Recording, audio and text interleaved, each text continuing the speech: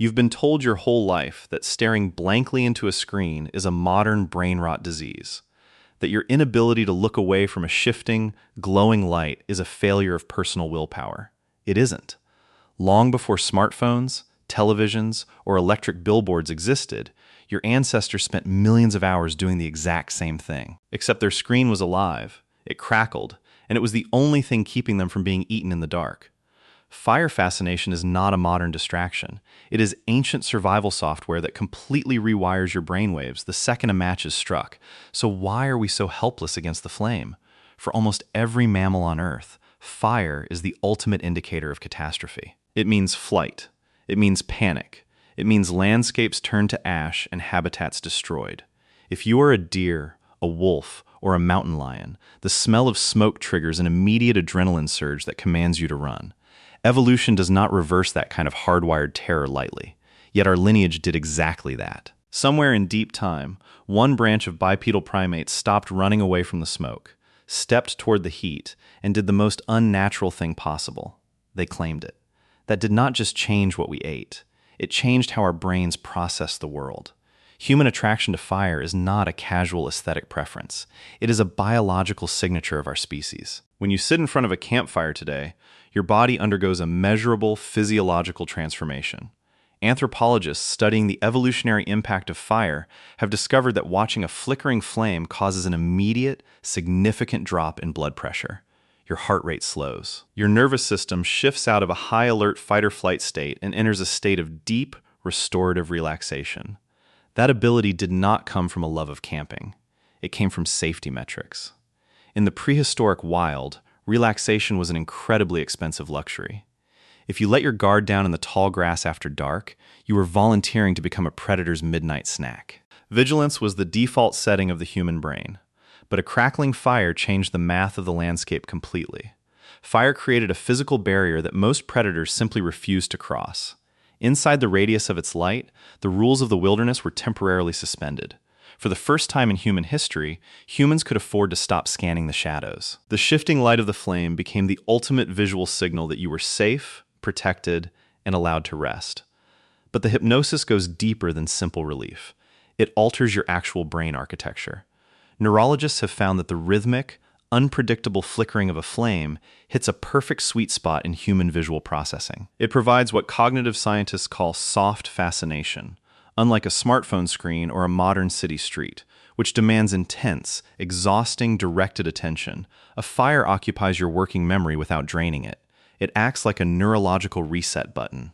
It suppresses high-frequency beta waves, the ones associated with anxiety, planning, and stress, and encourages the production of alpha waves, the brainwave state linked to meditation, creativity, and calm alertness. Once that physiological safety zone was locked into place, it unlocked a new way of thinking. Anthropologists call it the transformation of nighttime. Before fire, the setting sun was a hard boundary on human activity. When darkness arrived, you hid, you stayed silent, and you waited for dawn. Your social life was non-existent, but fire externalized daylight into the night. It gave a hairless, vulnerable primate extra hours of safety after dark, and those extra hours completely redesigned human culture. Think about the workload in concrete terms. During the day, survival was effortful, fragmented, and urgent. People were foraging, hunting, collecting water, and avoiding danger.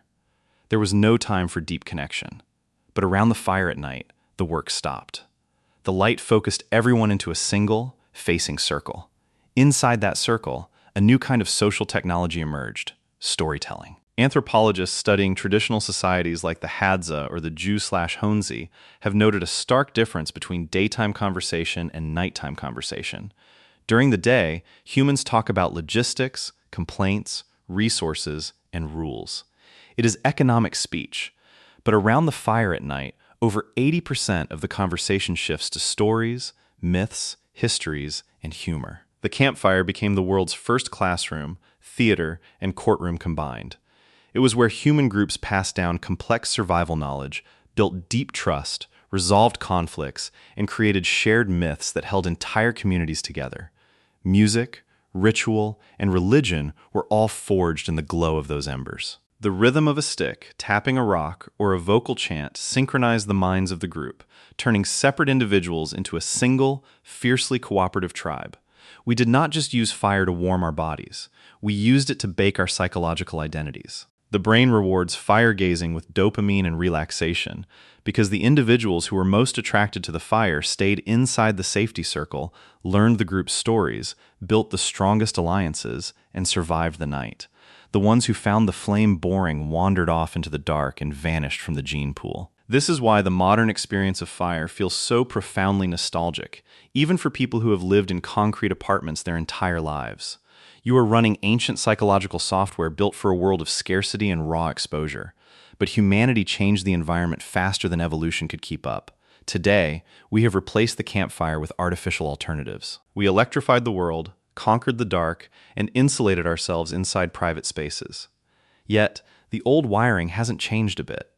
Think about what a modern television or smartphone screen actually is from an evolutionary perspective. It is a shifting, glowing light source that operates in a dark or dimly lit room. It demands soft, passive focus. It is an artificial campfire designed to hijack the exact same visual pathways that once locked our ancestors' attention onto burning logs. We scroll through media late at night for the exact same reason our ancestors stared into the embers. Our brains are desperately searching for a focal point that signals relaxation and group connection after the sun goes down. The tragedy is that the substitute is broken. A campfire provided a shared experience that bonded a physical tribe together. A smartphone screen provides an isolated experience that simulates connection while keeping you completely alone. It gives your eyes the glowing light it craves, but deletes the physical circle of care that normally goes with it. It tricks your ancient biological clock into thinking it's mid-afternoon, delaying your sleep hormones, shattering your sleep architecture, and leaving you exhausted, overstimulated, and lonely. We have built a world where our bodies cannot do what they evolved to do. We are essentially an animal that traded a living, crackling sanctuary for a piece of cold glass that screams at us in the dark. We have industrialized the light, but in doing so, we accidentally deleted the calm that used to define it. The evolutionary mismatch is total. Your brain expects the smell of ash, the sound of wood bursting open, and the comfort of familiar voices nearby. Instead, it gets blue light, notification chimes, and an endless stream of digital noise that keeps your adrenaline running long past midnight. This is easy to miss because we are so thoroughly used to it. But the next time you go camping, or light a candle, or find yourself completely hypnotized by the flames of a backyard fire pit, pay close attention to what happens inside your body. Notice how quickly your breathing slows. Notice how the urgent mental track of your modern daily life, your inbox, your schedule, your bills, suddenly begins to feel distant and strangely trivial. That shift isn't a modern luxury. It is a biological homecoming. That quiet, comforting pull you feel is your ancient survival software reminding you exactly who you are. You are not a machine built to process digital data until your eyes burn. You are a social primate, forged in prehistory, whose mind was built to find peace only when surrounded by a tribe, looking out into the dark and sitting safely beside the fire.